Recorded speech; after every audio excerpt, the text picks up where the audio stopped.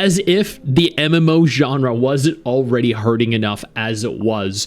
Ashes of Creation being a scam, Blue Protocol, Star Resonance underperforming, New World being shut down, constant mobile MMOs being released. But this is very concerning. Amazon has canceled the Lord of the Rings MMO, but promises it continues to explore a compelling new game experience set in Middle-earth. This right here is proof that once again, MMO companies, they just don't want to make MMOs anymore. Instead, they would rather take the idea, the concept of an MMO and make it into a single player or a multiplayer game. Pearl Abyss did this recently with Crimson Desert. And you know what? Crimson Desert went on to sell millions of copies and was played by literally everyone. The future of the MMO genre isn't MMOs, it's MMOs that have been converted and now transitioned into non-MMO games, for better or for worse. Amazon's head of games, Jeff Gratis, has told Eurogamer that the company is continuing to work on a Lord of the Rings game experience after the now all but confirmed cancellation of its previously announced Lord of the Rings MMO. His statement comes in response to a request for comment from Eurogamer made after learning more about the Lord of the Rings MMO's cancellation from sources familiar with the studio. This is part of a larger investigation into a company-wide push to use generative AI and the cancellation of generative AI game Project Trident. Gratis's statement in full reads as follows: "Our creative team continues to explore a compelling new game experience that does justice to Tolkien's world. We're closely working with Middle-earth and remain excited about the IP." Amazon has been silent about this Lord of the Rings MMO ever since last October's layoffs. The game, first announced in May 2023 as a partnership between Amazon and Embracer Group's Middle-earth Enterprises, had been in very early development since its announcement, moved to pre-production mere months before the 2025 layoffs. According to a source speaking to Eurogamer, the source has been granted anonymity to protect their career.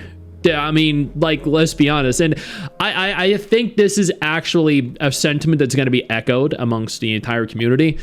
Is Amazon really the developer we wanted in control, direct control of a Lord of the Rings MMO? Nothing that they have created has really given us high hopes for any form of competency, really. The MMO had been presumed canceled for various reasons already. Not only had Amazon kept quiet about the game, its vice president of games, Twitch, and audio, Stephen Boom, reportedly wrote in an internal memo, "These layoffs came alongside a company decision to halt a significant amount of our first-party AAA game development work, specifically around MMOs." And once again, like I will stress this, companies, unless it is a cross-platform MMO, just seem largely disinterested in making new MMOs. It just takes too long, they're too actively criticized, and honestly, the return on investment financially just really isn't there.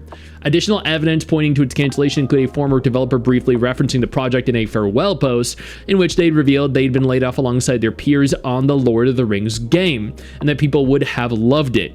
A Lord of the Rings MMO realized now with like our current engines, graphics, combat, sure, but I don't know, you guys were still really early in the development process. On top of this, all mention of the Lord of the Rings game appears to have been removed from Amazon Game Studios' website. Oh wow, they just completely yanked it. They just yoinked it right off their website. Damn. That's a confirmation, all right. A source speaking to Eurogamer claimed that in the months prior to Amazon's decision to end New World's active development, a decision announced to that team a few weeks before the October 2025 layoffs, over 1,000 developers had begun transitioning onto the Lord of the Rings team. Over 1,000. Goddamn.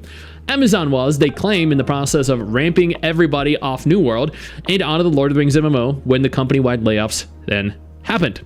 When they got the license, Amazon immediately announced it was making it before talking to any developers, the source said, adding that for many years, it had only 1 or 2 people working on it as a side. God damn. Yo, I don't mean to interrupt the video, but I need to take a moment here to thank all my incredible patrons over on Patreon whose support continues to allow for me to do regular videos like this every single day on this channel. Thank y'all so much, including our YouTube channel members. You guys mean the world to me. So do you guys as viewers as well. Now, without further ado, let's continue. Oh my God, like imagine that being the case. Imagine for years, it only had 1 or 2 people actively working on it. God damn, that is the attention, I think, to detail that we have come to expect from Demis' studio. According to the source, only a single concept art was even created every few months, describing it as standard concept art that didn't warrant the time. Yeah, I think we actually dodged a bullet with this one, if I'm being honest with you. The source claims the period when developers were being transitioned out of the Lord of the Rings team was when it was actually going into pre-production. According to the source, the only MMO developers left employed at Amazon Game Studios are those keeping games like Lost Ark, Throne and Liberty, and New World up and running until they are fully sunset. Until they are fully sunset. Until...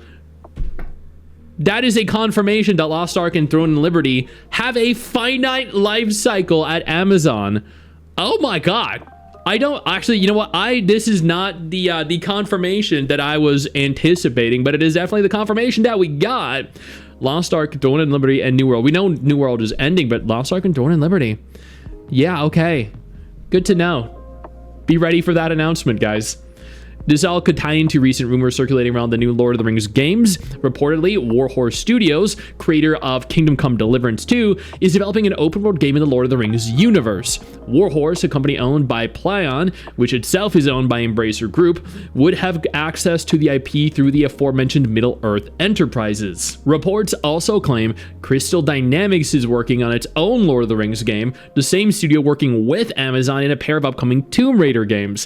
Whether this is the new game experience Amazon is working on or it's something else entirely remains a mystery. Notably, Gratis's above statement doesn't definitively rule out Amazon eventually resurrecting MMO plans someday down the line, but they're not going to. They literally laid off all of their MMO developers except for a handful that are responsible for keeping Lost Ark, Throne and Liberty, and New World essentially in maintenance mode, like keeping them running enough with a minimal amount of people so they don't have to actively shut them down. That is it. There's no way MMOs come back from Amazon. This is just yet another developer, another publisher, another studio that is trying to get out of the MMO genre because there is no real like financial incentive to actually creating and releasing and then maintaining an MMO. This is like, it's hilarious that this is the state the MMO genre is in, but it's also terrible and really sad. But like, is it unexpected? Did we really think the Lord of the Rings MMO was gonna release? Like, I would love it too. I'd love the Riot MMO too. You know,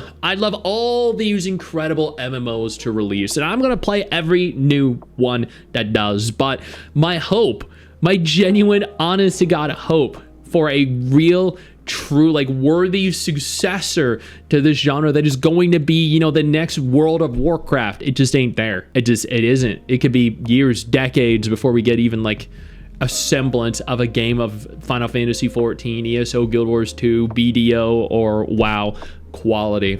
And by then, like, there are going to be so many expansions for all these games, so many overhauls and iterations that they have moved through, that these games aren't going to stand a chance anyway, because they're going to have such a finite amount of content that people are literally going to get bored within a week or two and then quit and go back to the games that have all that content and all the features that they've grown to love. I know you think that you just hit the end of the video, and technically, yeah, you have. And I know your first reaction is to close out of it at this juncture, but don't.